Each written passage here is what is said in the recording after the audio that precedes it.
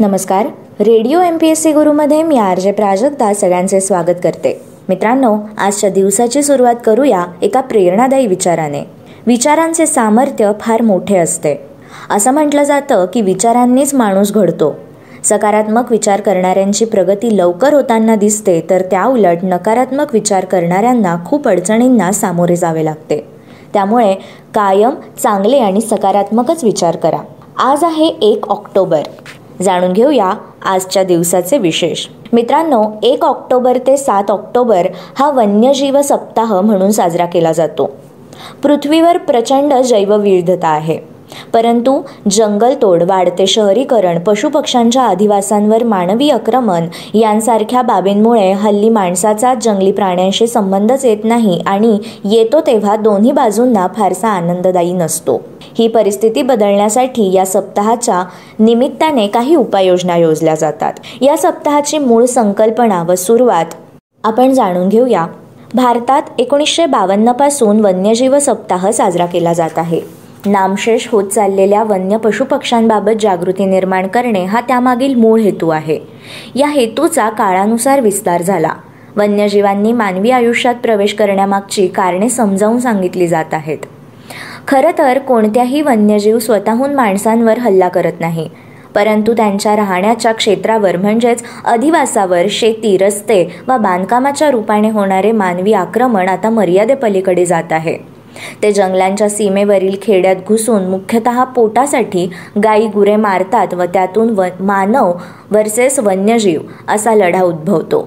भारतासहित जगातील इतर पुरातन संस्कृतींमध्ये सांगितल्याप्रमाणे मानव आणि वन्यजीवात मैत्री असणे ही संपूर्ण पृथ्वीची गरज आहे, कारण वन्यजीवांखेरीज मानव सुखाने राहूच शकणार नाही. ही जागृती रुजवण्यासाठी भारत सरकारने Indian board of wild life या संस्थेची फार पूर्वीच स्थापना केली आहे. जंगल सीमेवरील स्थानिकांना आपण याबाबत योग्य माहिती, मार्गदर्शन व सुविधा पुरवू शकतो. तसेच वन्यजीवांबद्दल माहिती मिळवून त्यांचा जीवनक्रम समजावून देऊ शकतो, ज्यामुळे त्यांच्याबद्दलचे गैरसमज दूर होऊ शकतात. तसेच वन्यजीवांचा अधिवास असलेले जंगल तोडण्यास नेहमीच आपण विरोध केला पाहिजे. हे प्रयत्न आपण आपल्या परीने वन्यजीवांच्या संरक्षणासाठी करूच शकतो. 1 ऑक्टोबर 2005 मध्ये इंडोनेशियातील बाली बेटांवर बॉम्बस्फोटात 19 जण ठार झाले. 1960 मध्ये नायजेरियाला युनायटेड किंगडमपासून 1 ऑक्टोबर या दिवशी स्वातंत्र्य मिळाले. नायजेरिया हा संघराज्य प्रजासत्ताक हा आफ्रिकेतील एक देश आहे. नायजेरियाच्या उत्तरेला नायजर, पश्चिमेला बेनिन, पूर्वेला कॅमरून हे देश, तर दक्षिणेला अटलांटिक महासागराचा गिनीचे आखात हा उपसमुद्र आहे. अबुजा ही नायजेरियाची राजधानी, तर लागोस हे नायजेरियातील सर्वात मोठे शहर आहे. 1959 मध्ये भुवनेश्वर प्रसाद सिन्हा यांनी भारताचे 6वे सरन्यायाधीश म्हणून आजच्याच दिवशी कार्यभार सांभाळला. 1 ऑक्टोबर 1958 रोजी भारतात दशमान म्हणजेच मॅट्रिक पद्धत वापरण्यास सुरुवात झाली. युनायटेड किंगडममध्ये मेन्सा इंटरनॅशनल या संस्थेची स्थापना ही 1946 मध्ये आजच्याच दिवशी झाली. मेन्सा इंटरनॅशनल ही असामान्य बुद्ध्यांक असणाऱ्या लोकांची संघटना आहे. दुसऱ्या महायुद्धाच्या दरम्यान 1943 मध्ये दोस्त राष्ट्रांनी नेपल्स या शहरावर ताबा मिळवला होता. 1 ऑक्टोबर 1891 मध्ये स्टॅनफोर्ड या विद्यापीठाची स्थापना झाली. 1880 मध्ये 1 ऑक्टोबर याच दिवशी थॉमस एडिसनने विद्युत दिव्यांचा कारखाना सुरू केला होता. मित्रांनो, थॉमस अल्वा एडिसन याने विजेच्या दिव्याचा शोध लावला. तसेच त्यांचे ग्रामोफोन यांसारखे अनेक शोध सुप्रसिद्ध आहे. आपण जेव्हा दिवा लावण्याकरता बटन दाबतो किंवा सिनेमा बघतो, रेडिओ ऐकतो, फोनवर बोलतो, तर ते केवळ थॉमस एडिसन यांनी लावलेल्या शोधांमुळेच. फेब्रुवारी 11, 1847 रोजी अमेरिकेतील ओहायो या राज्यामधील मिलान या गावी एडिसनचा जन्म झाला. तो फक्त 3 महिनेच शाळेत गेला, कारण वर्गातील मास्तरांनी हा अतिशय ढ आणि निर्बुद्ध विद्यार्थी आहे असे म्हणून एडिसन कधीही काहीही शिकू शकणार नाही हा शिक्का त्यांनी मारला. त्यामुळे एडिसनला शाळा सोडावी लागली. एडिसन घरी बसला. त्याच्या उपद्व्यापी स्वभावामुळे घरातील माणसे त्याच्यावर चिडत. परंतु त्याने आपल्या घराच्या पोटमाळ्यावर आपली छोटीशी प्रयोगशाळा थाटली.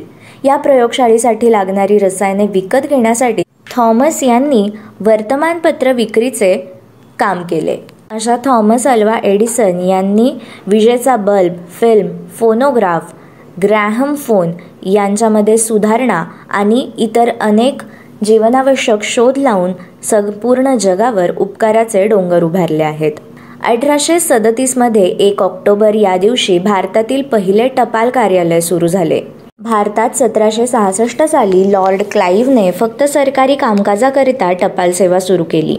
आधुनिक टपाल सेवा आम जनतेसाठी 1837 साली खुली करण्यात आली. 1582 मध्ये पहिले टपाल तिकीट कराची येथे जारी करण्यात आले. केवळ फक्त सिंध प्रांतापुरतीच मर्यादित होते. 1880 साली मनी ऑर्डर म्हणजेच धनप्रेष सेवा चालू करण्यात आली.